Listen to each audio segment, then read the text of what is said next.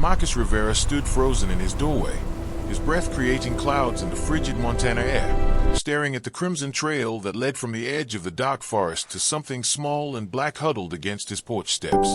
The blizzard howled around him with the fury of nature unleashed, but all Marcus could hear was his own heart pounding, the familiar combat rhythm that had kept him alive through 4 brutal tours in Iraq and Afghanistan.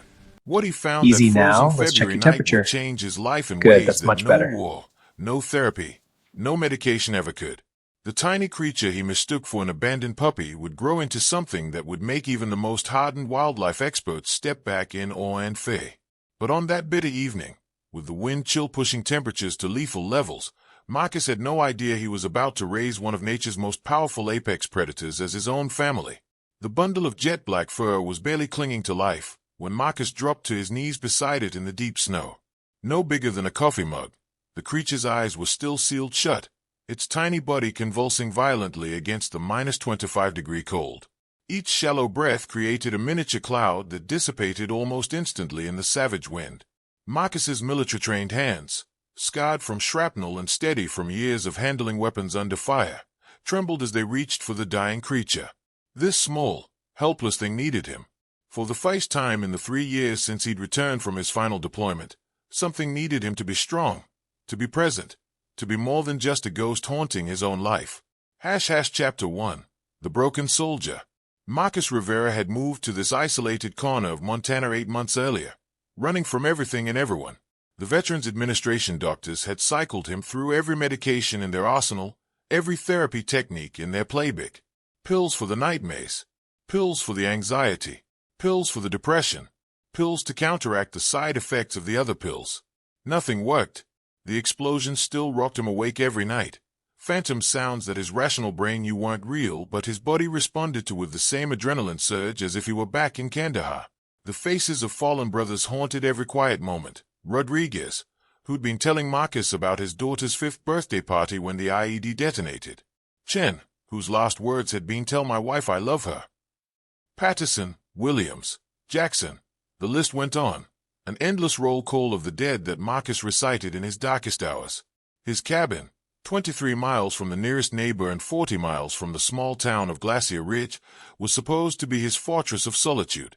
A place where he could fall apart without witnesses, where his screams wouldn't wake anyone, where the loaded pistol he kept in his nightstand drawer represented an option he thought about more often than he'd ever admit to anyone. The isolation was both sanctuary and prison.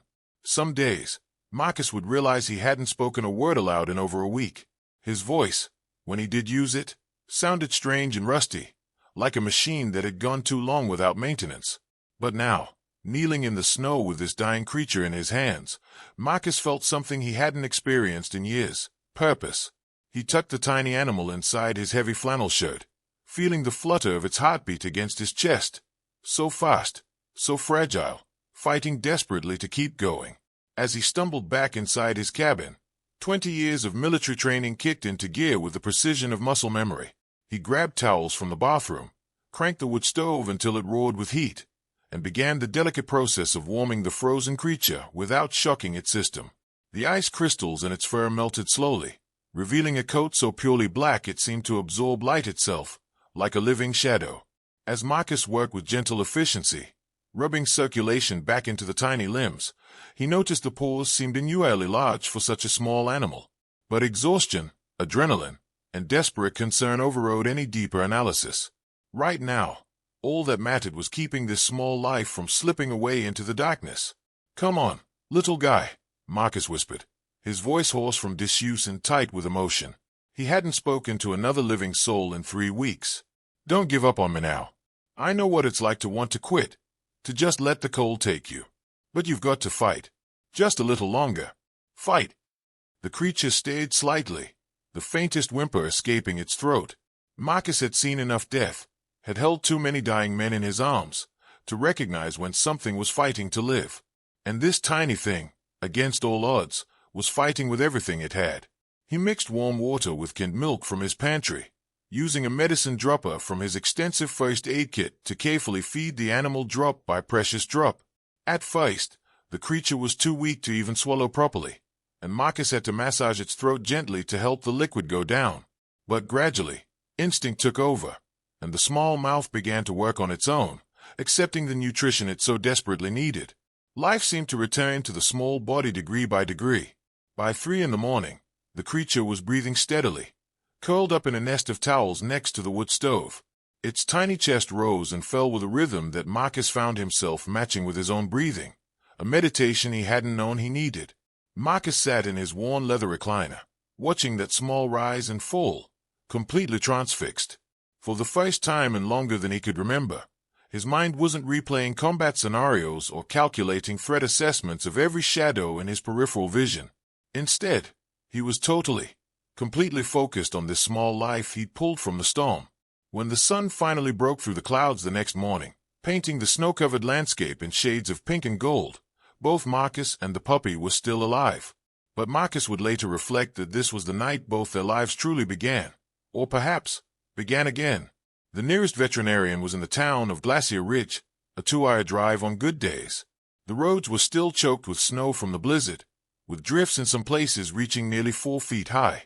But Marcus bundled the puppy, whom he'd started calling Midnight for his impossibly dark coat, and made the treacherous journey in his battered Jeep. The drive gave him time to think, to process what he'd done. He'd saved a life. Such a simple thing, really, but it felt monumental. How long had it been since Marcus had created something positive in the world instead of just surviving day to day, moment to moment? Dr. Sarah Chen had been treating animals in Montana for 25 years. She'd seen everything from prize-winning quarter horses to exotic pets that people had no business keeping. She barely looked up from her paperwork when Marcus walked in carrying what appeared to be a German Shepherd mixed puppy wrapped in a towel. "Found him in the storm last night," Marcus explained, his words clipped and efficient, falling back into the military brevity that felt safe and controlled. "Need to make sure he's okay." Sarah's examination was thorough and professional. She checked Midnight's temperature, listened to his heart and lungs, examined his tiny teeth and gums, palpated his small belly for abnormalities. "Probably about 2 weeks old," she said, her experienced hands gentle as she worked. "Definitely has some German Shepherd in there. Maybe some Husky from the look of those paws." She glanced up at Marcus with a warm smile. "He's malnourished and was probably hours from death when you found him, but he should recover fine with proper care.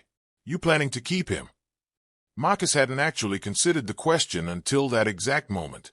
He'd acted on pure instinct, seeing something dying and refusing to let it happen. But as Midnight's tiny paw wrapped around his finger with surprising strength, Marcus felt something shift in his chest. A crack in the armor he'd built around his heart, letting in the first ray of light he'd felt in years. "Yeah," he heard himself say, his voice rough with an emotion he couldn't quite name. "I'm keeping him." Sarah provided antibiotics, deworming medication, and a specialized puppy formula designed for orphaned animals. "He'll need feeding every 4 hours for the next few weeks," she explained, writing detailed instructions on a prescription pad. "It's a serious commitment. Are you sure you're up for it?" Marcus thought about his empty cabin, his sleepless nights, his days that stretched endlessly with no purpose or direction.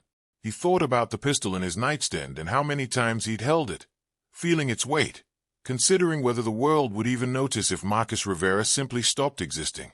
"I've got nothing but time, Doc," he said quietly. The drive home was different than the drive there. Marcus found himself talking to Midnight, explaining the route, pointing out landmarks with his voice warming and loosening with each mile.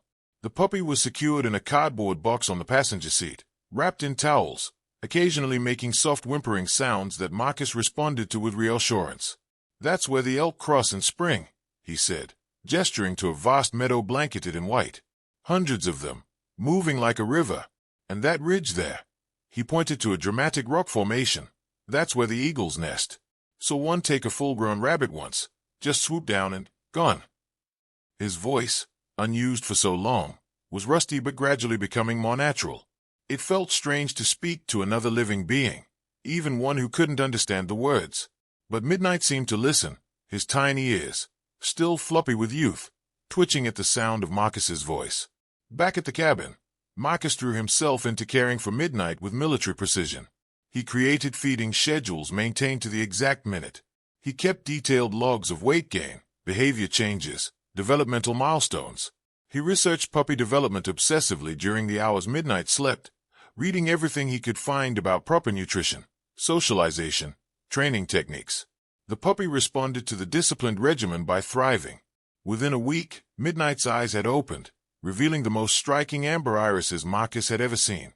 Not brown like most dogs, but a pale golden color that seemed to glow with an inner light.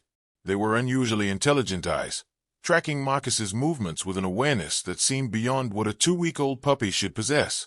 Marcus would spend hours sitting on the floor, letting Midnight explore his lap, chew on his fingers with tiny needle-sharp teeth, and eventually curl up against his chest for warmth and comfort. The simple act of caring for another living being began to create structure in Marcus's chaotic internal world. The night maze didn't stop entirely. The ghosts of war don't vanish that easily. But they came less frequently, and when they did wake Marcus in a cold sweat, heart racing, convinced he was back in the firefight that had killed Rodriguez, he would check on Midnight. Sometimes he'd bring the puppy to bed with him, and the small warm weight against his chest would anchor him back to reality, to the present moment, to a world where he was safe and the explosions were just echoes of the past. Midnight seemed to sense Marcus's distress with uncanny accuracy, even at his young age. During the worst of the night maze, the puppy would wake instantly, as if Marcus's elevated heart rate or rapid breathing triggered some alarm in the animal's instincts. Midnight would whimper and nuzzle Marcus's hand, demanding attention in a way that pulled Marcus out of the spiral of traumatic memory. 3 weeks after the rescue, Marcus's nearest neighbor made one of his periodic welfare checks. Daniel Morrison was a retired police chief who'd moved to Montana to escape the violence and corruption he'd witnessed in Chicago. He'd made it his personal mission to check on the various hermits and recluses scattered throughout the valley, having seen too many isolated people slip through society's cracks. Daniel took one look at Midnight and let out a low whistle of surprise. "That's a big puppy," he observed, his trained eye taking in every detail. Midnight was already the size of a full-grown beagle, his paws comically oversized for his body, his head broad and his chest deep. "What is he, 8 weeks old?" 4 weeks, Marcus corrected, showing Daniel the veterinary paperwork with dates clearly marked. Daniel's gray eyebrows rose dramatically. 4 weeks. Jesus, Marcus, what are you feeding him? Growth hormones. It was meant as a joke, delivered with Daniel's characteristic dry humor. But it planted the first seed of unease in Marcus's mind. Was Midnight growing unusually fast? He'd never owned a dog before, had no real frame of reference for normal puppy development. Isolated in his cabin with limited internet and no television, Marcus had simply assumed Midnight's rapid growth was within normal parameters. But looking at the puppy with fresh perspective, seeing him through Daniel's experienced eyes, Marcus had to admit there was something extraordinary about Midnight's development. The growth rate was just the beginning.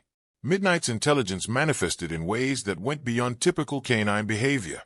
He learned his name within 2 days, responding to it with immediate attention and usually compliance. He came when called by the end of his first week. He seemed to understand complex commands that Marcus hadn't even intentionally taught. When Marcus said bedtime, Midnight would trot directly to his blanket nest by the wood stove.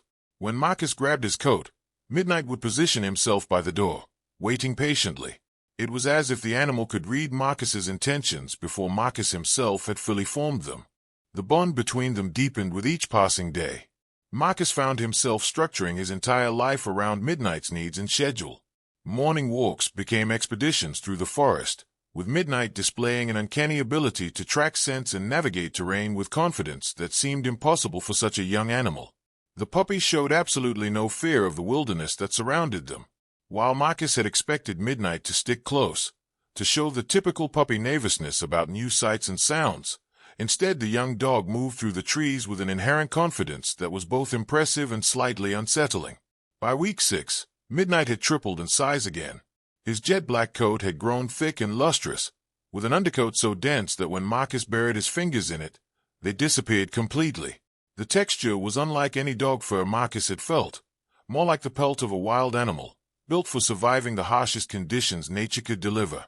Midnight's teeth, when Marcus checked them during their evening routine, were longer and sharper than seemed normal for his age. But what did Marcus know about normal? He'd never been responsible for anything except completing missions and keeping his soldiers alive. This territory was completely foreign, and he was navigating by instinct and internet searches that may or may not have been reliable. The first truly alarming incident occurred on a March morning when Midnight was 7 weeks old by Marcus's careful tracking. Marcus had let him out for his morning bathroom routine and was making coffee when he heard a commotion in the yard. Snarling, a brief high-pitched squeal that cut off abruptly, then silence. Racing outside in his socks, Marcus found Midnight standing over a dead rabbit, blood staining his muzzle, the kill clean and professional. The puppy looked up at Marcus with those luminous amber eyes, his tail wagging proudly, clearly expecting praise for his achievement. "How the hell did you catch a rabbit?" Marcus asked the cold morning air, his voice tight with disbelief. Midnight was barely 7 weeks old. Most puppies that age could barely run in a straight line without tripping over their own oversized paws. But Midnight had hunted and killed prey with the skill and efficiency of an adult predator. The rabbit's neck was broken cleanly, a killing bite that spoke of instinct and capability that should have taken months or years to develop. Marcus cleaned up the rabbit, disturbed but rationalizing. Mountain dogs needed to be tough, right? Working breeds had strong prey drives. It was unusual, sure, but not necessarily alarming. Right. He called the veterinary clinic for advice, but Dr. Chen was out on a ranch call. The receptionist he spoke with was cheerful and unconcerned. "Oh, some puppies are just natural hunters," she said brightly. "Probably has some wolf hybrid in him. Those dogs can be pretty prey-driven. Nothing to worry about unless he's aggressive toward humans or livestock." The casual mention of wolf hybrid should have sparked more concern. But Marcus was too absorbed in the day-to-day reality of caring for Midnight to think deeply about genetics or breed composition. The puppy, despite his unusual abilities, was affectionate and loyal beyond measure. Midnight followed Marcus everywhere, his presence a constant shadow. He slept pressed against Marcus's legs every night, his body providing warmth and comfort. He seemed to understand Marcus's moods with a depth that went beyond normal canine emotional intelligence. When anxiety crept up Marcus's spine, that familiar tightening in his chest, the shallow breathing, the sense of walls closing in, Midnight would appear at his side instantly. The dog would lean his solid weight against Marcus's leg, grounding him, pulling him back to the present moment. The pressure was reassuring, anchoring, exactly what Marcus needed without having to ask for it. When nightmares jerked Marcus awake at 2 a.m., soaked in sweat and convinced he was dying in the Iraqi desert, Midnight would already be alert. The dog would be watching over him with those amber eyes glowing in the darkness, a guardian keeping watch against demons that only Marcus could see. By the end of March, Midnight weighed 4 to 5 pounds. His paws were enormous, his head broad and powerful, his legs long and heavily muscled. When he stood next to Marcus's kitchen table, his head nearly reached the surface. His movements had developed a fluid, predatory grace that seemed at odds with the goofy, playful personality he showed Marcus. Neighbors who occasionally stopped by, Daniel, the postal worker on his rare deliveries, a few of the local ranchers who used the road past Marcus's property, began making comments that grew increasingly concerned. "Marcus, that's not a normal dog," Daniel said during one visit, watching Midnight pace the perimeter of the cabin with purposeful intensity. "I've seen a lot of dogs in my time. Worked with canine units in Chicago. That animal, there's something different about him." "He's just big for his age," Marcus defended, though doubt was gnawing at him like a persistent rat. "The vet said he might have some husky in him. Those are large breeds." Daniel looked skeptical, his cop instincts clearly telling him something wasn't adding up. But mountain folk had a code: mind your own business. If Marcus wanted to raise whatever Midnight was turning into, that was his choice. But Daniel made a mental note to keep his own livestock locked up tight when he got home. The truth that Marcus wasn't ready to face was becoming increasingly obvious with each passing day. Midnight's howl, when he first voiced it during a full moon night in early April, wasn't the awkward bark howl of a dog. It was something primal, something that reached into the most primitive part of Marcus's brain and made every hair on his body stand on end. The sound carried for miles across the valley, a mournful, powerful call that spoke of wild places and ancient freedoms. It was beautiful and terrifying in equal measure, a song that belonged to mountains and forests, not to domesticated animals sleeping by wood stoves. And the most unsettling part, the howl was answered. From deep in the mountains came responding calls, wild voices that made Marcus's skin crawl even as Midnight's ears perked with obvious interest and recognition. The puppy wasn't calling into emptiness. He was communicating with something out there in the darkness, speaking a language Marcus couldn't understand but that clearly had meaning. Other signs accumulated like evidence in a case Marcus didn't want to solve. The way Midnight's eyes reflected light in the darkness, glowing with an eerie green fire that was nothing like the dull reflection of dog eyes. His preference for raw meat over any kibble Marcus tried to offer. The dog would eat the processed food if nothing else was available, but his enthusiasm for raw venison or rabbit was undeniable. The way he moved through the forest in absolute silence despite his increasing size, Marcus, with all his military stealth training, made more noise than Midnight did. The way other dogs reacted to him with immediate submission or outright terror, even dogs twice his size. The way he watched the tree line at night, alert to movements and sounds that Marcus's trained ears couldn't detect. But for Marcus, Midnight was salvation incarnate. The dog, if that's what he was, had given Marcus something he'd lost in the deserts of the Middle East: purpose. The rigid structure of care and training, the physical exercise of their increasingly long hikes through wilderness, the companionship that asked for nothing but presence and dedication. All of it was slowly piecing Marcus back together, rebuilding a man who had been shattered into fragments by war and loss and survivor's guilt. His medication sat untouched in the bathroom cabinet, bottles gathering dust. His therapy appointments, scheduled monthly at the VA clinic in Missoula, were forgotten and then consciously skipped.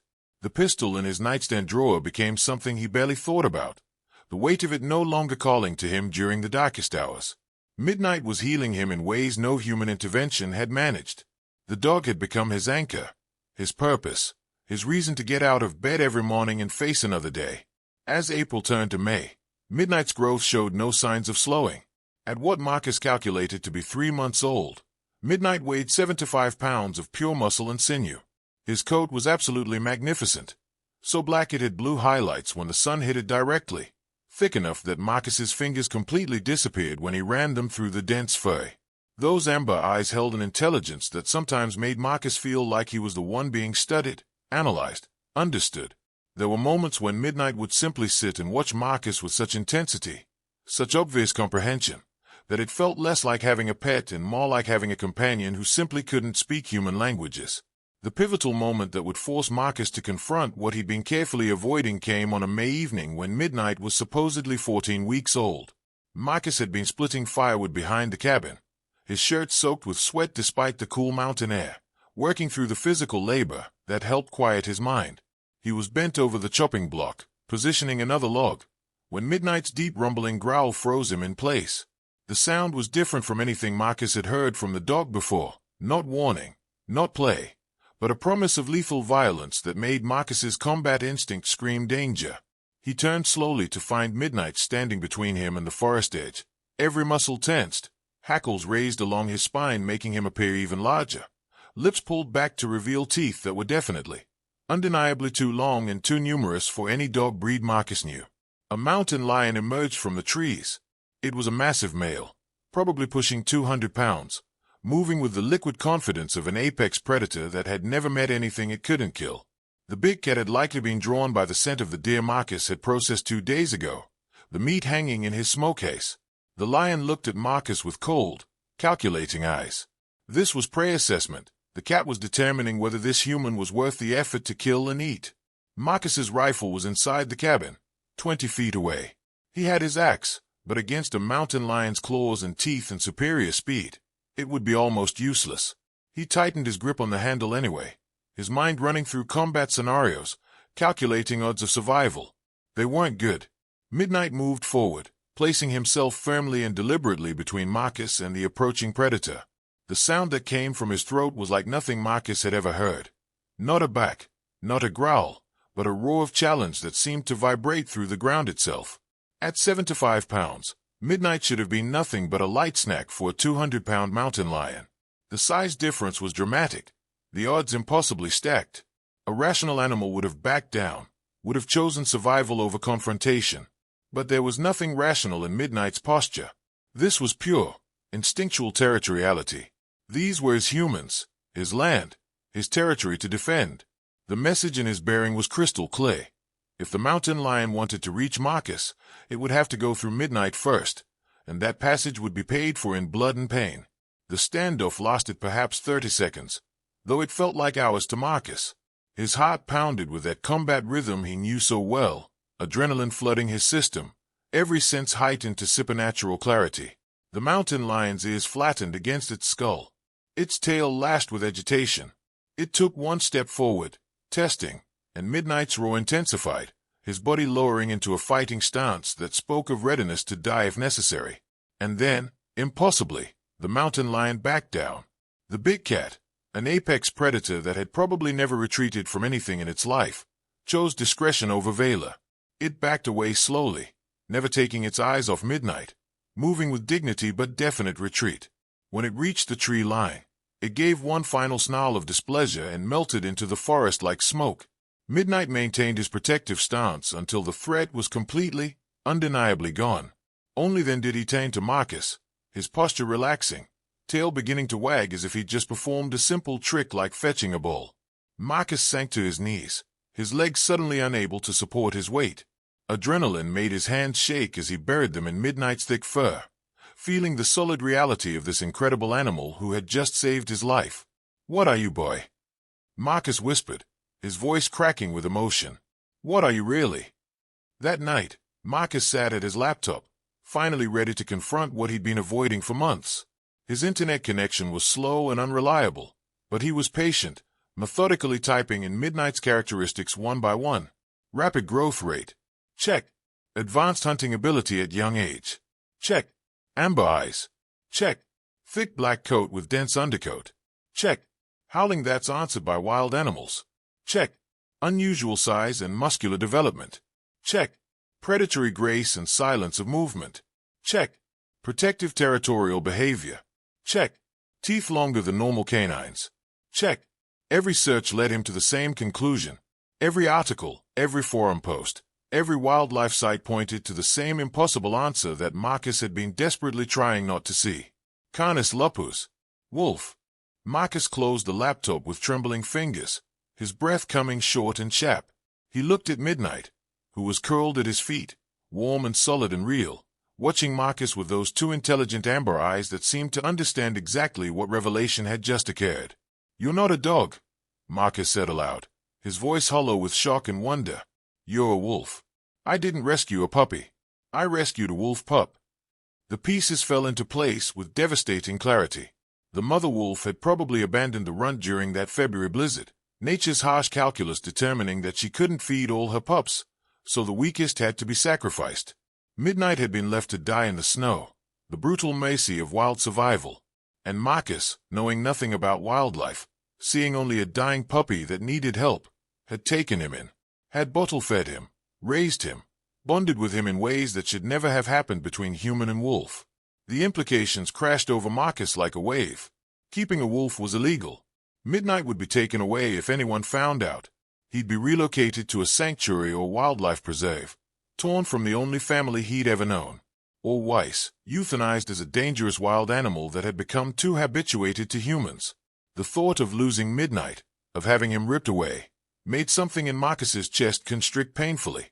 This animal had saved his life just as surely as Marcus had saved Midnight's that frozen night. The wolf had given him purpose, structure, a reason to keep living when the darkness had been closing in. Marcus spent the rest of the night researching wolves, reading everything he could find about their behavior, their needs, their social structures. What he learned both fascinated and terrified him in equal measure. Wolves were apex predators, yes, powerful, potentially deadly, capable of taking down prey many times their size. But they were also deeply social creatures with complex emotional lives that rival primates in their sophistication. They formed bonds that lasted lifetimes. They showed loyalty that put humans to shame. They displayed intelligence and problem-solving abilities that challenged every assumption about animal cognition. They grieved their dead, played for joy, communicated with nuance and subtlety. And most importantly for Marcus's situation, wolves imprinted on their family during critical developmental periods. If a wolf pup was raised by humans during those first crucial months, it could form bonds with them that superseded even the call of the wild pack. Midnight had imprinted on Marcus, not as master and pet, but as pack, as family. The first real test of Midnight's choice came a week after Marcus's revelation, when the wolf was approaching 4 months old. Marcus woke before dawn to find Midnight standing at the window, every muscle in his powerful body tense with alertness, a low rumble emanating from his chest. Marcus joined him at the window and saw what had captured the wolf's complete attention.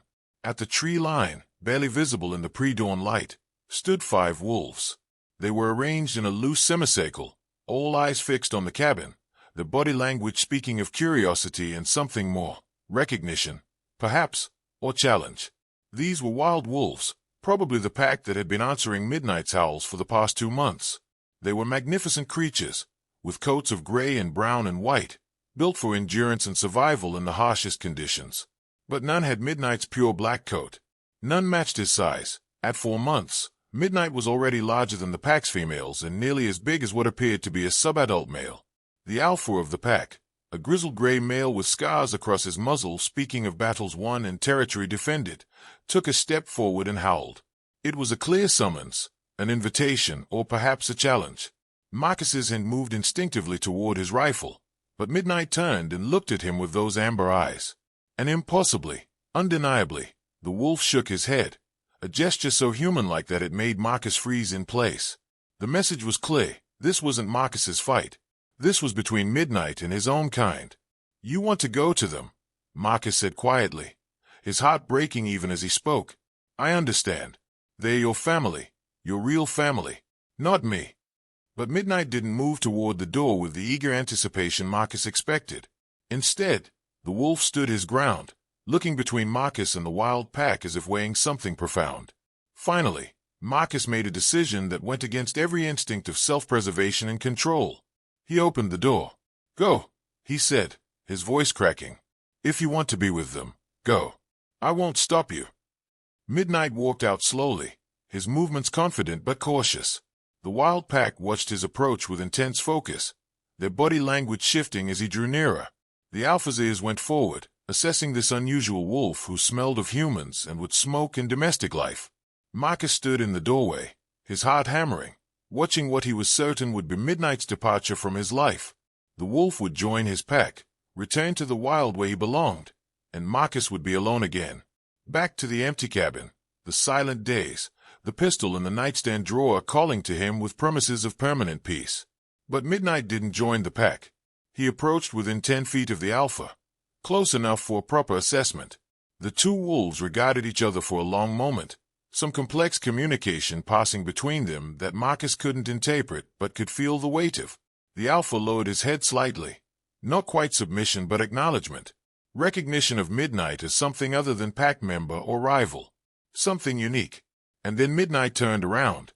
He walked away from his own kind, back toward the cabin, back toward Marcus.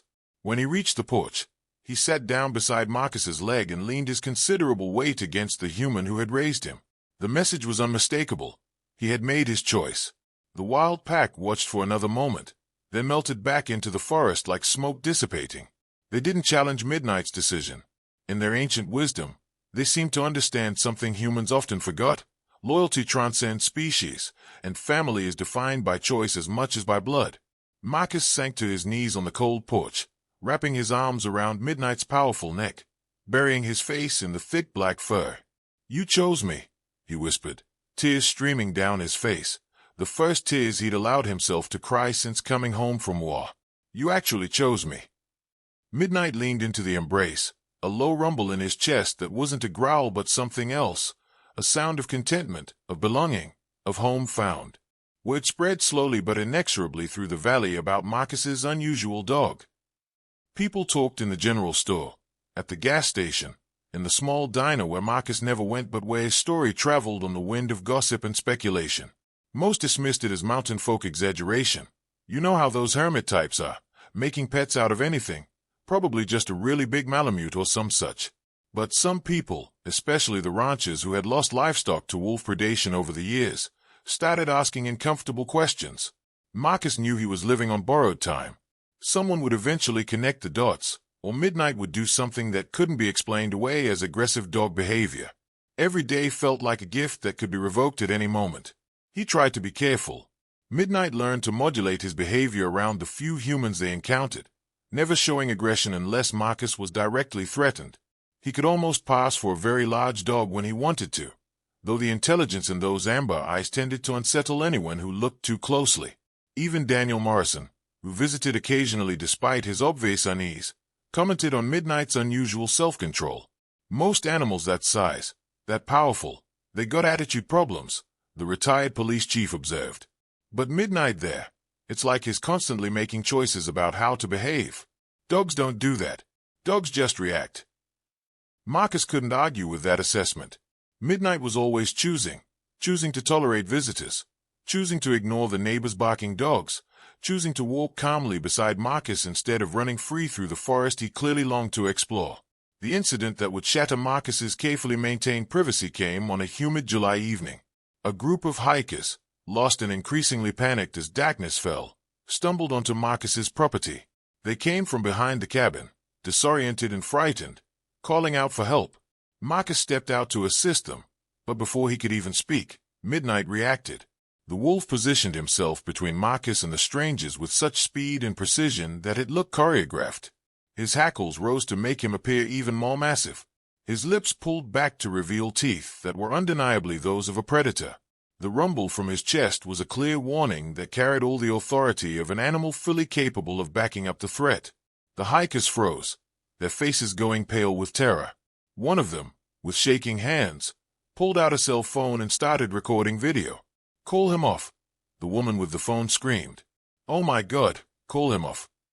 "Midnight, stand down," Marcus commanded, his voice carrying the authority of someone who had commanded soldiers in combat. Midnight obeyed immediately, but the damage was done. The hikers fled the moment the wolf backed away, running down the mountain road with the kind of terror-fueled speed that suggested they wouldn't be back. But the video remained. Within days, it was circulating on social media with captions that ranged from sensational to alarming. "Montana man keeps wild wolf as pet." "Dangerous predator living with isolated veteran." "Is this legal?" "This wolf could kill a child." The attention Marcus had desperately wanted to avoid crashed down on him like an avalanche. His phone, which he normally checked once a week, started ringing constantly with numbers he didn't recognize, reporters wanting interviews, animal rights activists demanding action, wildlife authorities asking questions. Daniel Morrison showed up the next morning, his expression grim with concern and something that looked like regret. "Fish and Wildlife will be here within the week," he warned. "Someone from the state office called me specifically, asking questions." "Marcus, you need to decide what you're going to do. They are not going to let you keep him. Not once they confirm what he is." Marcus looked at Midnight, who was lying in a patch of sunlight looking for all the world like a very large dog enjoying a lazy morning. But Marcus knew better. He'd seen Midnight take down a full-grown elk 3 days ago with a precision that spoke of pure predatory instinct. He'd watched the wolf communicate with wild packs in a language of howls and body language that went far beyond what any dog could manage. He'd felt the primal power contained in that black-furred body, power that could be unleashed in a heartbeat if Midnight chose violence over restraint. "What would you do?" Marcus asked Daniel, his voice hollow with the weight of impossible choices. The retired police chief was quiet for a long moment, his weathered hands wrapped around the coffee mug Marcus had given him. "I had a partner once," he finally said. "Best cop I ever worked with. Saved my life more times than I can count.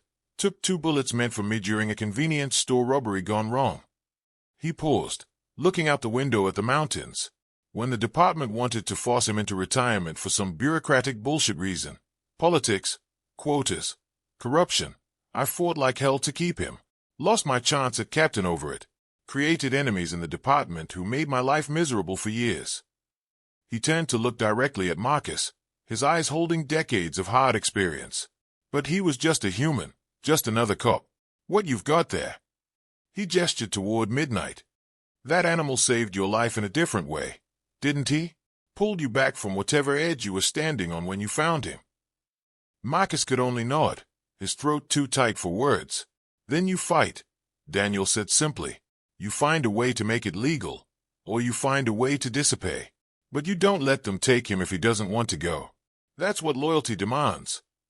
After Daniel left, Marcus sat with Midnight on the porch, both of them looking out at the wilderness that had brought them together. The authorities were coming. Decisions had to be made. The fragile balance they'd built between wild and domestic, between predator and companion, was about to be tested in ways neither of them could fully anticipate. But in that moment, with Midnight's solid warmth pressed against his side and the Montana mountains standing eternal around them, Marcus made his choice. Whatever came next, they would face it together. The impossible bond between soldier and wolf, forged in a blizzard and strengthened through months of mutual salvation, would not be broken without a fight. The convoy of official vehicles that wound up Marcus's date road on that July morning looked like a military operation. 2 trucks from Montana Fish and Wildlife, a sheriff's cruiser with lights flashing unnecessarily in the bright morning sun, and a specialized veterinary transport van designed for large animal capture. Marcus watched them approach from his window, his hand resting on Midnight's broad head. The wolf stood perfectly still beside him, muscles coiled with barely restrained tension, sensing the threat these visitors represented with the acute instincts of a predator evaluating potential danger. "Easy, boy," Marcus murmured, though his own heart was racing with that familiar combat rhythm. "We knew this was coming. We prepared for this." Dr. Sarah Chen was with them, Marcus noticed. Her presence was both a comfort, she'd shown nothing but kindness and professionalism, and a betrayal. She had held out as long as she could, Marcus knew, but when the viral video forced her hand, she'd had no choice but to confirm what she knew. Her face through the windshield looked pained, apologetic, filled with genuine regret. The lead officer was a man named Richard Brennan, according to the identification on his jacket. He was a 30-year veteran of wildlife services who carried himself with the weary authority of someone who had seen every possible variation of human-wildlife conflict. He approached Marcus's porch with practiced caution, his hand resting not so casually on the tranquilizer gun holstered at his side. The gesture made Midnight emit a low growl that seemed to vibrate through the floorboards, a sound that carried unmistakable warning. "Mr. Rivera," Brennan began, his voice professionally neutral but not unkind. "We've received multiple reports and video evidence that you're harboring a wild wolf without proper permits or authorization. We're here to assess the situation and take appropriate action for public safety." Marcus stepped out onto the porch, and Midnight immediately positioned himself between Marcus and the officers. It was an automatic response, ingrained through months of protective behavior.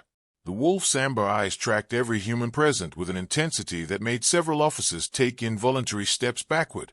"He's not wild," Marcus said, his voice carrying the quiet authority of someone who had commanded soldiers in life-or-death situations. "I raised him from 2 weeks old. He's never known any life but this one. He's never attacked anyone, never shown unprovoked aggression, never been anything but loyal and protective." Brennan's expression softened slightly, but his stance remained firm. "That may all be true, Mr. Rivera, and I can see the bond between you. But the law is absolutely clear on this.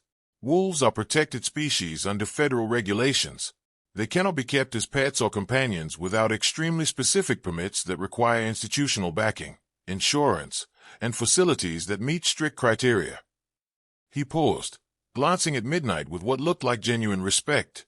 "That animal needs to be relocated to a licensed wildlife facility or, if possible, reintroduced to an appropriate wild habitat. Those are the only legal options available." "His name is Midnight," Marcus said, his voice harder now, "and is not going anywhere he doesn't choose to go." The standoff stretched out, tense and fraught with potential violence. Midnight never moved from his protective position, his eyes tracking every human with predatory focus. Marcus could feel the wolf's muscles trembling with restrained power beneath his hand. One word from Marcus, one perception of actual threat, and Midnight would attack. Marcus had no doubt about that, and it terrified him. These were good people doing their jobs, trying to maintain public safety and protect wildlife. He didn't want anyone hurt, but he also would not allow Midnight to be taken by force, drugged and caged and shipped away to some sanctuary where he'd spend the rest of his life behind fences. Dr. Chen finally broke the silence, stepping forward with her hands raised in a gesture of peace. "Richard, may I?" She approached slowly, her movements careful and deliberate. "Marcus, we need to find a solution here. I understand what Midnight means to you. I've seen the transformation in you since you found him. But you have to understand the liability, the legal implications. If Midnight hurts someone, even accidentally, it's not just him who pays the price. It's you, and it's every wolf in Montana who will face increased persecution." "He would never," Marcus began, but Chen cut him off gently. "You can't guarantee that. None of us can. He's a wild animal, Marcus. No matter how much he loves you, instinct can override training in a heartbeat." "There might be another way."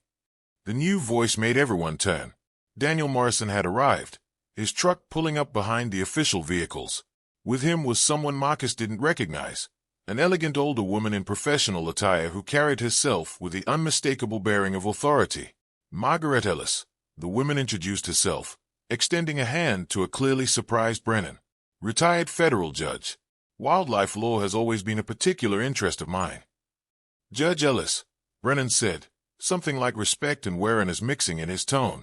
With all due respect, this isn't exactly your jurisdiction anymore. Perhaps not officially, Ellis agreed smoothly, but I believe there's legal precedent for special circumstance permits in cases of documented human-wildlife bonding that provides measurable therapeutic benefit to the human party. She produced a leather folder thick with legal documents, spreadsheets, case studies, and what appeared to be formal medical records. Mr. Rivera is a decorated combat veteran with documented severe PTSD, anxiety disorder, and depression. His medical records, which he has authorized me to access and reference, show marked improvement since beginning his relationship with this animal. Marcus looked at Daniel in amazement. The retired police chief gave a small shrug, a ghost of a smile touching his weathered face. Told you I'd help if I could. Margaret's my sister-in-law. She's been working on this for 3 days straight, barely sleeping. The discussion moved inside, though Midnight refused to leave Marcus's side. His massive presence made the small cabin feel even more cramped, but Marcus wouldn't have it any other way. The wolf was a participant in this decision, not a subject to be discussed in his absence.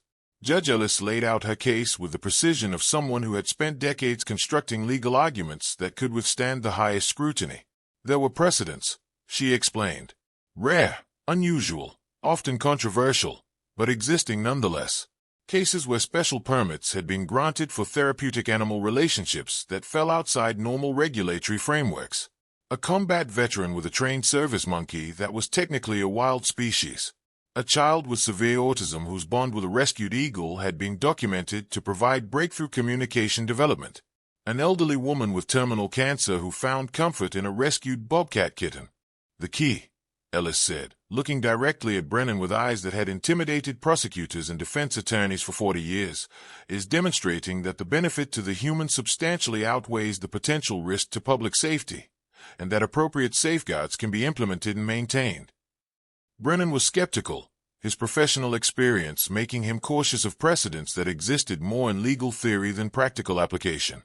Those cases all involved domesticated animals with wild ancestry, or wild animals with significant limitations on their dangerous capacity. This is entirely different. This is a pure wolf, Judge Ellis. An apex predator weighing over 100 pounds, with bite force that can crack elk bones, capable of taking down prey many times his size. The potential for catastrophic harm is exponentially higher. The debate continued for hours, voices sometimes rising with passion, sometimes falling to careful legal pausing. Dr. Chen provided extensive medical testimony about Marcus's documented transformation since finding Midnight, the discontinued medications, the reduction in PTSD symptoms, the elimination of suicidal ideation that had been noted in his VA records as severe and persistent before Midnight's arrival. Daniel testified about the controlled, non-aggressive behavior he'd personally witnessed. How Midnight had never shown unprovoked aggression toward him despite having every opportunity. How the wolf demonstrated decision-making and restraint that went far beyond typical animal behavior. Even some of Marcus's distant neighbors showed up, curious about the commotion at the recluse's cabin. Several spoke up unprompted about their interactions with Midnight. How the wolf had never shown aggression toward them or their animals, despite encountering them on shared trails and property boundaries. It was late afternoon when everything changed in a way no one could have predicted. A scream from outside sent everyone rushing to the porch in controlled panic. One of the younger wildlife officers was backing away from the tree line, his face drained of all color, his hand fumbling for the weapon at his side but his movements clumsy with terror. Behind him, emerging from the forest with the deadly confidence of nature's perfect killing machine, was a massive grizzly bear. The bear was clearly in distress, possibly rabid from the foam around its mouth and the erratic, aggressive movement. It had fixated on the group of humans as either territorial threat or potential prey, and it was advancing with the single-minded purpose of an animal that had lost its fear of humans. Several officers reached for weapons, guns, tranquilizer rifles, anything that might stop 800 pounds of enraged predator. But the bear was too close, moving too fast in its agitation. It would be on them before anyone could get a clean shot. before anyone could react effectively. And then midnight moved. One moment he was beside Marcus on the porch. The next he was a black blur of lethal purpose, placing himself directly between the humans and the charging bear. The sound that erupted from his throat wasn't a bark or a growl. It was a roar of challenge that seemed to shake the very air, a promise of violence that stopped the grizzly in its tracks. The size difference was absurd. The grizzly outweighed Midnight by at least 600 pounds, stood twice as tall, possessed claws that could eviscerate with a single swipe. In any rational assessment, the wolf should have been nothing but a brief distraction before the bear reached the humans. But there was nothing rational in Midnight's response. This wasn't prey behavior or defensive posturing. This was an apex predator facing another apex predator and making a declaration that transcended size or strength. This was Midnight's territory. These were his humans, his pack, his family to protect. The message in every line of his body, every note of that earth-shaking snarl, was crystal clear. The bear could advance if it chose to, but the cost would be paid in blood and pain and suffering. Even if the bear won, and it might, victory would come with devastating wounds that could mean death in the wild. The confrontation was brief but intense, the kind of moment that sears itself into memory with perfect clarity. The bear, in whatever remained of its disease-addled mind, made a calculation. It could smell the challenge, could sense the absolute willingness to fight to the death radiating from the wolf. And it chose retreat. The grizzly huffed, shook its massive head with strings of foam flying from its jaws, and lumbered back into the forest with a final snarl of frustration. Midnight maintained his defensive position, hackles still raised, until the bear was completely out of sight and the forest had fallen silent again. Only then did he turn and walk calmly back to Marcus's side, as if he had just performed a routine task rather than potentially sacrificing his life to protect people he barely knew. The silence that followed was profound and heavy with realization. Everyone present had just witnessed something that challenged their fundamental understanding of animal behavior, of wild versus domestic, of what it meant to be a predator. A wolf raised by a human had just risked his life to protect not only his bonded human but complete strangers, some of whom, in fact, were there specifically to take him away. Brennan was the first to find his voice. Though it shook with emotion, he was too professional to fully show. That bear would have killed someone, probably multiple people, before we could have stopped it. That wolf, Midnight, he just saved our lives. One of the younger officers, his hands still trembling with adrenaline, couldn't seem to stop staring at Midnight with something approaching awe. I've never seen anything like that in my life. The way he assessed the threat, positioned himself, communicated dominance to an animal that should have been able to kill him with one swipe. That wasn't just instinct. That was intelligence. That was choice. Judge Ellis, her legal composure finally cracking to show the genuine emotion beneath, seized the moment with the precision of an experienced litigator recognizing when the jury had been swayed. "Gentlemen," she said, her voice ringing with authority and conviction, "you just witnessed exactly why this bond should be protected, not severed. This isn't just a wild animal living with a human. This is a partnership that benefits both species, that creates value for public safety rather than threatening it." Midnight just demonstrated more judgment and restraint than many humans would have shown in that situation. The mood had shifted dramatically. The officers who had arrived ready to tranquilize and remove a dangerous wild animal were now looking at Midnight with respect, even gratitude. The threat matrix had been recalculated in real time through lived experience rather than theoretical risk assessment. Brennan ran a hand through his gray hair, his professional duty warring visibly with what he had just experienced firsthand. Finally, he seemed to come to a decision. There would need to be conditions, he said slowly, his words careful and measured. Extensive conditions. Regular inspections, monthly at minimum. Secure fencing around a substantial portion of the property to demonstrate containment capability, even if it's more symbolic than practical. Massive liability insurance. Detailed behavioral documentation. Absolutely no public appearances. No breeding. No contact with other animals that could create hybrid situations. He paused, looking at Marcus with an expression that mixed sternness with understanding. And if there is any aggressive incident, any attack on humans or livestock, any behavior that suggests Midnight is becoming dangerous, the permit is immediately revoked with no appeals process. Can you live with those terms? Agreed, Marcus said immediately, before his mind could fully process all the implications. Whatever it takes. I'll meet any requirement you set. Dr. Chen spoke up, her voice firmer now, professional assessment overriding personal emotion. I would be willing to provide ongoing veterinary supervision and behavioral monitoring. Document the relationship for scientific purposes. This could provide valuable research into human-wolf bonding that could inform future wildlife management decisions. Weekly check-ins initially, then monthly once we've established baseline behaviors.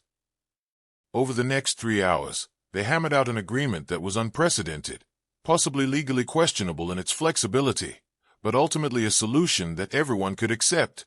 The paperwork was Byzantine in its complexity: special exotic species therapeutic animal permit, liability waivers, behavior monitoring protocols, emergency response plans, inspection schedules, insurance requirements that would cost Marcus nearly half his military disability pension each month. But Midnight could stay. As the convoy prepared to leave, Brennan approached Marcus privately, away from the others. His expression was serious, almost fatherly in its concern. You know this is extraordinary, right? We're bending a lot of rules here, creating precedent that's going to be scrutinized and probably challenged. I'm putting my career on the line by approving this. I know, Marcus replied, his voice thick with gratitude he didn't have adequate words to express. Thank you. I won't let you down. We won't let you down. Brennan looked at Midnight, who was watching the interaction with those unsettling intelligent amber eyes that seemed to understand far more than should be possible for an animal. That wolf would die for you, Brennan said quietly. I saw it in his eyes when he faced down that grizzly. He would have fought to his last breath to protect you. An eye for him, Marcus said simply, his hand finding Midnight's neck, fingers burying in the thick fur that had become more familiar to him than his own reflection. Brennan nodded slowly, some ancient understanding passing between them, the recognition of loyalty that transcends species or reason. Take care of each other then. And for God's sake, keep him away from people who don't understand what they are looking at. The world isn't ready for what you two represent. After everyone left, the dust from their vehicles settling slowly in the evening air, Marcus sat on his porch with Midnight. The adrenaline of the day was finally fading, leaving behind a bone-deep exhaustion and the kind of emotional vulnerability that comes after narrowly avoiding catastrophe. They had won. Against all odds, against legal precedent, against the reasonable concerns of wildlife management professionals, they had won the right to stay together. You didn't have to do that, Marcus said softly, running his fingers through the thick fur at Midnight's neck. When that bear charged, you could have run, could have saved yourself and let the humans deal with their own problem. Midnight turned those amber eyes on Marcus, and in them was a communication beyond words. The wolf's choice hadn't been sacrifice or nobility in any human sense. It had simply been what pack does for pack, what family does for family. The question of whether to protect Marcus had never even existed in Midnight's mind. The response had been automatic, instinctual, as natural as breathing. The story of Marcus and Midnight spread despite their best efforts to maintain privacy. Judge Ellis's legal maneuvering required filing public documents. Brennan's approval process created a paper trail that journalists and animal rights activists discovered and dissected. Within weeks, Marcus's phone was ringing constantly with interview requests, documentary proposals, book deals, speaking engagements. He refused them all initially, wanting nothing more than to return to the quiet existence he'd built. But the requests kept coming, particularly from veterans organizations who had heard about his story and wanted him to speak about his experience with PTSD and alternative therapeutic approaches. One persistent reporter finally broke through his defenses. Her name was Jennifer Martinez, and she'd been calling once a week for 3 months with a pitch that gradually wore down Marcus's resistance. I don't want to sensationalize your story, she said during what would be their final phone call before he agreed to meet her. I want to write about veteran recovery, about the healing power of animal bonds, about how sometimes the most profound medicine comes from the most unexpected sources. Midnight is part of your story, but is not the whole story. You are. Something in her voice, in the genuine respect and understanding of what she was proposing, made Marcus agree to a meeting. Daniel Morrison, acting as informal advisor and protective friend, sat in on the interview at Marcus's cabin. Jennifer was in her mid-30s, professional but warm, with the kind of careful boundaries that suggested she understood trauma and respected its complexity. She spent the first hour of the interview not asking questions but simply sitting on the porch, watching as Marcus and Midnight went through their evening routine. The way Midnight checked the perimeter before settling. The way Marcus's hand unconsciously sought out the wolf's fur when discussing difficult topics. The silent communication between them that needed no words. Marcus's slight tension when a loud noise echoed from the valley. Midnight's immediate positioning to provide grounding pressure against his leg.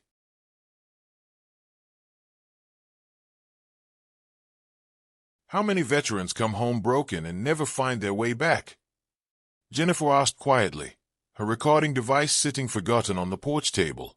How many lose that fight against the darkness because they never find their midnight, whatever form that takes? Marcus thought about the friends from his unit who hadn't made it home alive. Then he thought about the ones who had made it home but had still been killed by the war. The suicides, the overdoses, the destructive spirals that ended in prison or homelessness or early graves. Too many, he said, his voice rough. Way too many. The article Jennifer wrote struck exactly the right tone. It focused on unconventional healing, on the bonds between humans and animals that transcend species boundaries, on finding hope in unexpected places. Midnight was mentioned but not sensationalized. The piece respected both Marcus's privacy and Midnight's unique nature, presenting them as an example of possibility rather than oddity. When it was published in a major veterans magazine, the response was overwhelming. Veterans from across the country reached out to Marcus, sharing their own stories of animal companions who had saved them from the darkness. Some had dogs, service animals officially recognized and trained. Some had horses, using equine therapy to process trauma. One had a rescued hawk that had given him purpose during his darkest year. A woman wrote about the feral cat colony she'd started feeding, how the routine and the relationships with these semi-wild creatures had pulled her back from the brink. But all of them had found what Marcus had found, a reason to keep going, a bond that pulled them out of their damaged minds and into relationships that demanded presence and purpose and care for something beyond themselves. Marcus started corresponding with some of them, sharing what he had learned about routine, about patience, about allowing yourself to be vulnerable with a creature that would never judge your weakness. Midnight would lie beside him as he typed emails or wrote actual letters. He discovered that the physical act of handwriting was therapeutic in ways that typing wasn't.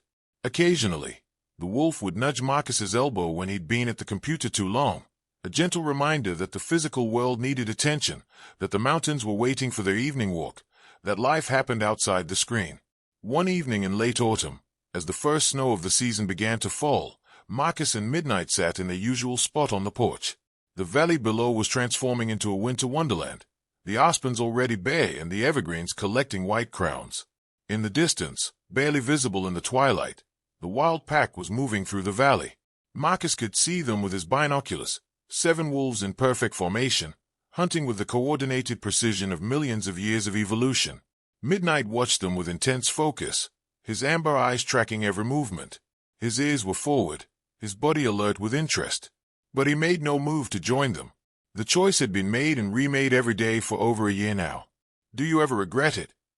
Marcus asked quietly, setting down the binoculars.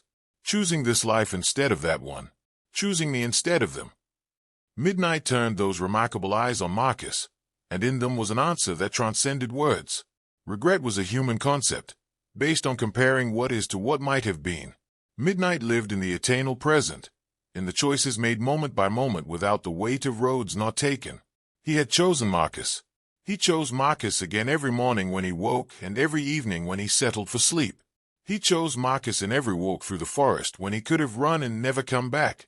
The choice was simple because it was made from loyalty and love rather than analysis or obligation. Marcus understood. He'd made the same choice, after all. Every day he chose life over the darkness that still sometimes whispered from the nightstand drawer. He chose connection over isolation. He chose to be present in this unlikely family of 2 rather than lost in the memories of what he'd lost in the desert. Thank you, Marcus said simply, his hand finding its familiar place in Midnight's thick fur. For choosing me. For staying. As darkness fell, Midnight began his nightly howl, the primal song that connected him to ancestors who had sung the same song for tens of thousands of years. But tonight, as he had done more frequently in recent months, Marcus joined him. His human voice was awkward and off-key, nothing like the pure wild music Midnight produced. But Midnight seemed to approve, his tail wagging slightly as they sang together to the rising moon, two very different voices creating an imperfect but genuine harmony. In the distance, the wild pack answered, their voices carrying across the valley in an ancient chorus. But their howls held no summons anymore, no challenge or invitation, just acknowledgement of family, of bonds that existed beyond the traditional pack structure. Midnight had created something new, a pack of two, joined not by blood or species but by mutual salvation and choice and a love that needed no words to be understood. 2 years after that frozen February night when a dying wolf pup had appeared on Marcus Rivera's porch, Marcus found himself standing in that exact spot again. But everything had changed. The cabin he'd moved to as a place to hide from the world had become a home. The isolation he'd sought as a way to avoid dealing with his trauma had transformed into chosen solitude that felt peaceful rather than punitive. The man who had seen no future beyond his next dose of medication or his next therapy appointment, now woke each day with purpose and gratitude. Midnight, no longer a puppy by any definition, sat beside him. At 2 years old, the wolf was in his absolute prime, 145 pounds of pure muscle and intelligence, with a coat so magnificent that Dr. Chen had commented it could have come from a wildlife photography book. His amber eyes had deepened with maturity, holding wisdom that seemed almost supernatural. They had settled into rhythms that felt as natural as breathing. Morning patrols through Marcus's expanded property. He'd purchased an additional 40 acres to give Midnight more range to roam. Afternoons often spent with Marcus working on his computer while Midnight dozed nearby, occasionally lifting his head to check on his human. Evenings by the fire, Marcus reading or writing letters to the veteran community that had become his extended family. Midnight's head heavy in his lap. The monthly inspections had become almost friendly visits. Brennan stopped by with genuine interest in Midnight's development, documenting behaviors that were contributing to a groundbreaking research paper on human-wolf bonding. Dr. Chen's weekly visits had become weekly hikes, the three of them, human, wolf, exploring the mountains together. Daniel Morrison was a regular fixture now too, having become something like family. He'd bring his famous chili and terrible jokes, and they'd sit on the porch trading stories, while Midnight supervised with the air of a patriarch watching over his eccentric relatives. The wild pack still visited occasionally, maintaining some connection to Midnight that Marcus didn't fully understand but respected. The alpha, the grizzled gray male who had first summoned Midnight 2 years ago, would appear at the tree line with his family, and some complex communication would pass between them and Midnight. But Midnight always stayed, always chose the cabin and the porch and the man who had saved him from the snow. Marcus had started speaking at veteran events, sharing his story with the caveat that he wasn't a therapist or a doctor, just a broken soldier who'd found an unconventional path to healing. He never pushed his specific solution on anyone. Midnight was unique, irreplicable, not a model that could be mass-produced or prescribed. But the underlying message resonated. Healing can come from unexpected places. Connection matters. Purpose matters. Sometimes staying alive long enough to find your reason for living is the bravest thing you can do. His phone rang one December evening, an unknown number that he almost didn't answer. But something made him pick up, and the voice on the other end changed everything. Marcus Rivera, this is Captain James Rodriguez calling from Walter Reed Medical Center. I'm with the Veteran Therapy Program, and would like to discuss a proposal with you. Rodriguez. The name hit Marcus like a physical blow. His Rodriguez, the one who died telling Marcus about his daughter's birthday, had been named James. This couldn't be. I'm James Rodriguez Jr., the voice continued, as if reading Marcus's shocked silence. My father served with you in Afghanistan. He was killed by an IED in 2019. You wrote to my mother afterward. Your letter is still on her mantle. Marcus sat down heavily, his free hand automatically seeking Midnight's reassuring presence. Your father was a good man, one of the best soldiers I ever served with. I know, and I became a doctor in part because of what happened to him. I work with combat PTSD now, and I heard about your story with Midnight. Mr. Rivera, we're developing a pilot program for animal-assisted therapy for veterans. Would you be willing to serve as a consultant? Help us understand what made this work for you. The conversation lasted an hour.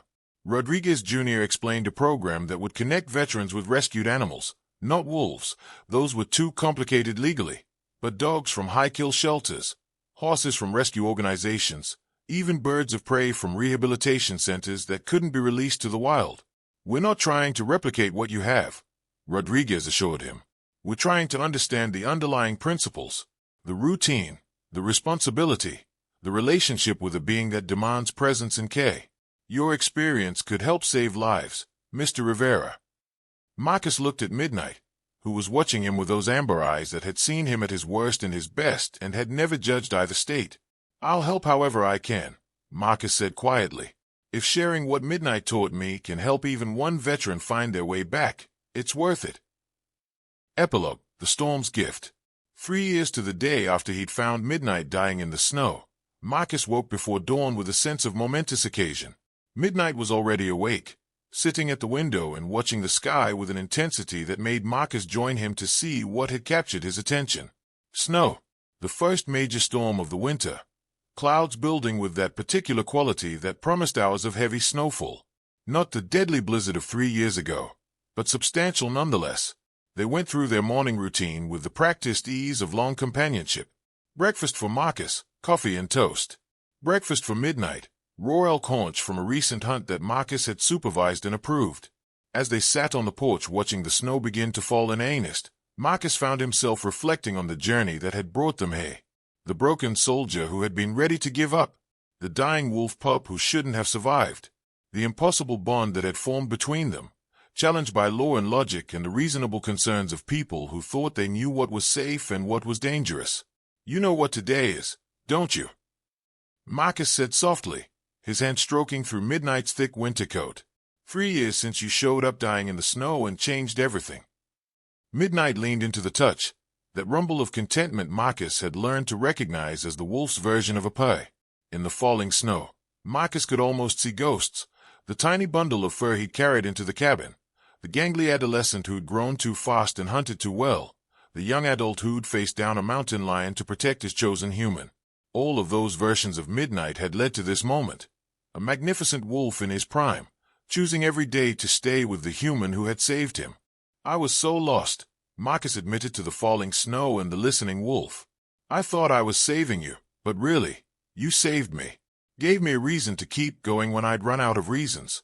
Made me believe life could be about more than just surviving until the next nightmare. His phone buzzed with a text from Rodriguez Jr. Program approved. 20 veterans enrolled for pilot. Launching in spring. Thank you for your consultation. You're literally saving lives. Marcus showed the message to Midnight, as if the wolf could read. See that? Your story is helping others now. All because I opened my door that night instead of turning away. The snow was falling heavily now, transforming the landscape into the same pristine white that had covered the world 3 years ago. But this time, Marcus wasn't isolated and broken. He was connected to Midnight, to Daniel and Sarah and the growing community of veterans he corresponded with, to a purpose that extended beyond his own survival. Want to go for a walk? Marcus asked, reaching for his heavy coat. Midnight's response was immediate and enthusiastic, his whole body wiggling with barely contained excitement. Some things never changed, regardless of how dignified and mature the wolf became. The promise of a walk through fresh snow could turn him into a puppy again. They headed into the forest, Marcus following in Midnight's confident lead. The wolf moved through the falling snow with the grace of something utterly at home in this environment, occasionally looking back to make sure Marcus was following, adjusting his pace when the human fell behind. This, Marcus thought, was what healing looked like. Not the absence of trauma or the erasure of painful memories, but the ability to be present in moments of peace and beauty, to feel joy alongside the sorrow, to build a life worth living despite the scars. The wild pack appeared ghost-like through the falling snow, moving along a parallel path. The alpha paused, looking at Midnight, some ancient communication passing between them. An invitation, perhaps, or just acknowledgement of family. Midnight looked at the pack, then back at Marcus. For a moment, the choice hung in the balance once more.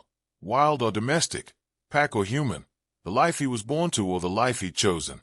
Then Midnight walked back to Marcus's side, leaning his solid weight against the human's leg in a gesture that had become their language of belonging. The wild pack continued on their way, disappearing into the snow without judgment or disappointment. They understood, in their wordless wisdom, that family takes many forms, that loyalty transcends species, that love can bloom in the most unexpected places.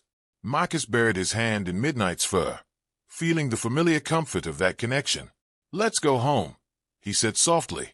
And together, they walked back through the falling snow toward the warm cabin that had started as a place of isolation and had become, impossibly, wonderfully, a home.